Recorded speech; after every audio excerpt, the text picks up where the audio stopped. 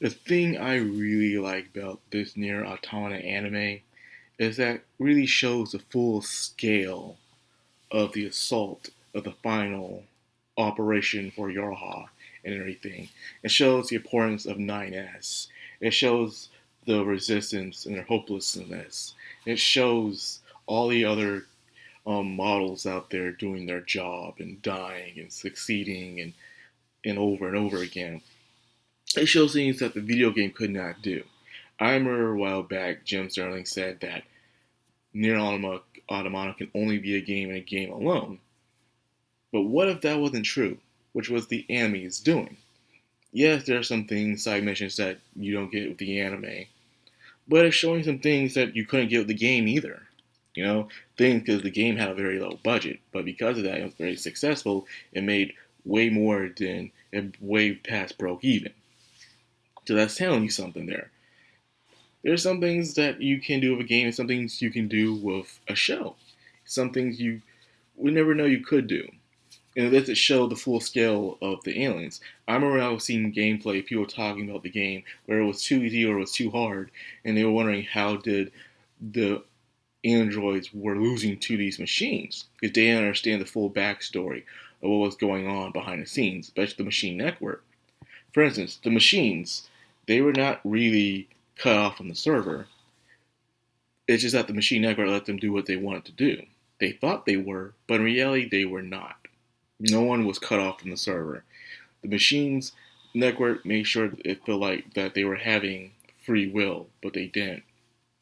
So if they die, they'll just go back to the network, all rebooted and memory completely refreshed and everything.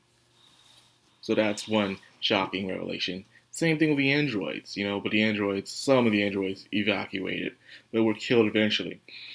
And we all know what happens with 9S and everything. And this episode showed the importance of 9S, how he's pretty much talking to all the other scanner models and as they're doing their mission, and everything's going successfully.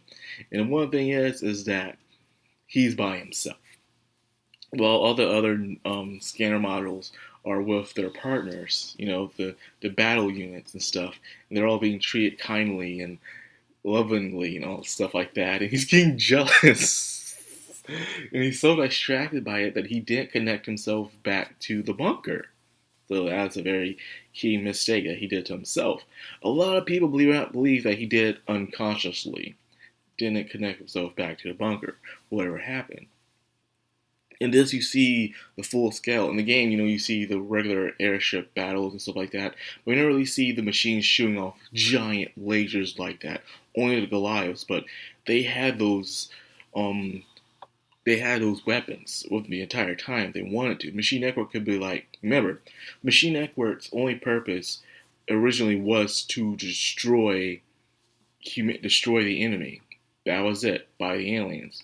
The aliens were smart enough to create such a species that was so advanced that it even surpassed their own masters. It's showing a, a way where the creation surpasses its God in a way. That's what the machine network is. So advanced, so sophisticated. It's always trying to find some way to progress. But of course, with the humans, like, yeah, this is so fascinating, this is so amazing. They wanted to destroy these things that were so complex that they haven't seen like anything else they've ever been. And these things read up on data really fast. So it makes a lot of sense that they want to continue this on. And if you don't know, when they reach a certain point where you feel like the androids have a slight edge in the battle, they restart everything. The true purpose of Yorha, remember, is to give people hope. And then as they reach a certain point of the battle where they feel like they have an edge, the entire thing breaks down. As you see in this episode, it's breaking down right now. It's entering its final stage.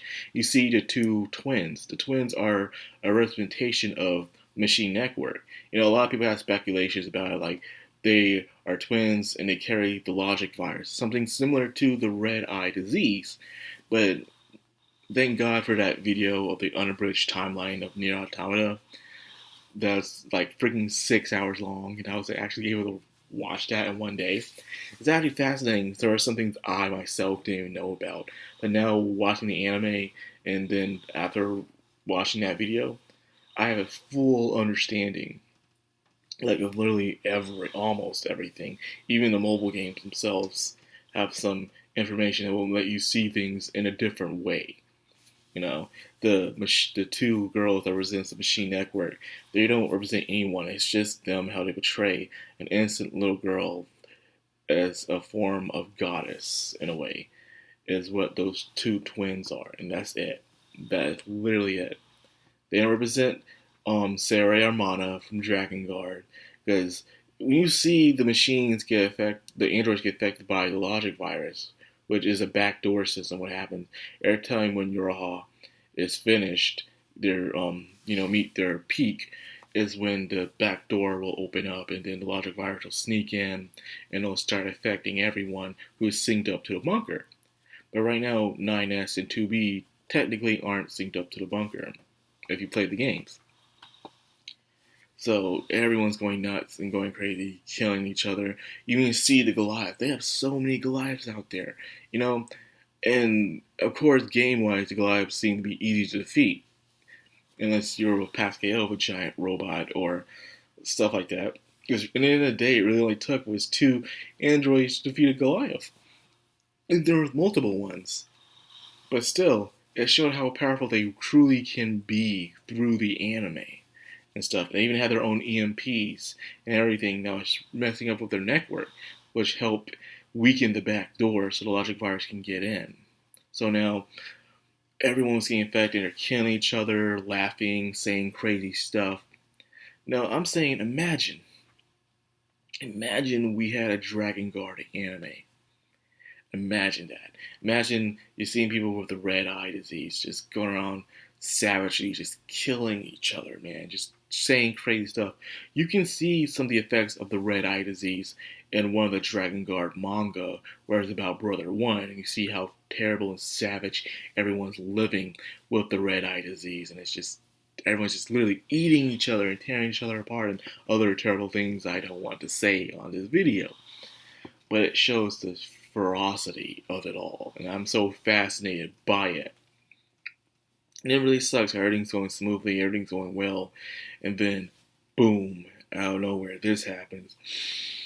It really sucks, man, because they put everything on the line for this, and now it's gone, man.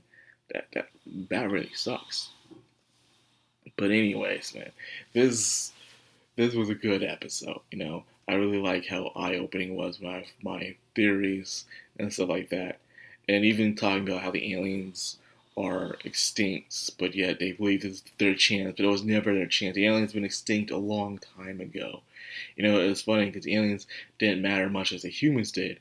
I guess the machines and the androids perceived their gods in different viewpoints. One destroyed their gods and didn't care for it and wanted to live free by the ways of Nietzsche, while the androids themselves live under their god as well, even not knowing that it's dead as well. It's pretty crazy. So, and then you see 9S narrating the entire thing. And about 9S and his entire model of what he is from the very beginning, before your hall even existed, is crazy, man. The things that it's poetic irony, in a way, I call it for 9S. You know, because after reading the backstory of Model 9 and Model 2, where they were being commanded by a dude who was on the bunker, and he was creating this idea for Yoha, but he thought it was a bad idea. But 9 heard about it and like, yo, this is a good idea, and decided to do it. But 2 destroyed him before she killed him. 9's plan already been set in motion, so now it's like 2 is destined to kill 9 no matter what. 9 is always, in a way, kind of have his way, but he has to die as well for it to happen. Very ironic. Then you also have the thing. It reminded me of a manga I read. You know, Sengoku Yoko is about to come out part 2, and I was reviewing Sengoku Yoko, and then I also read Who's for the Biscuit Hammer. The same creator created another manga called Spirit Circle, where it showed where 2 souls, a boy and a female, at most times in different timelines, were destined to kill each other, to fight and become enemies most of the times.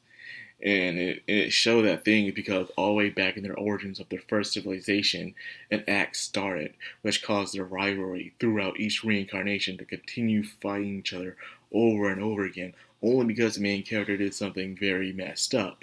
And the female character, the heroine, stopped him from doing it, but he already had a plan set in motion that kept causing them to keep killing and fighting each other again and again and again. It's like, wow, this really reminded me of that manga. Hopefully after Sengoku Yoku, that becomes an anime too. But anyways, like I said, I'm fascinated because it shows you another side, a more broader vision of how this world is. Now, if only we could get stuff done for the Kingdom of Night. But that's all I got for this video. I hope you guys enjoyed. If you did, like, comment, subscribe, of course, hit that bell icon. This has been Madcrown, all anime, signing out.